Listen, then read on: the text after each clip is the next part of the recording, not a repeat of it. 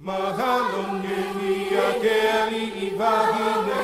Holili kalani o kapohiko Kapipi umay o kehano Wenue nukai ho olu uahani kemule Enanan na makaikea umalama Lai halai I akea ikawai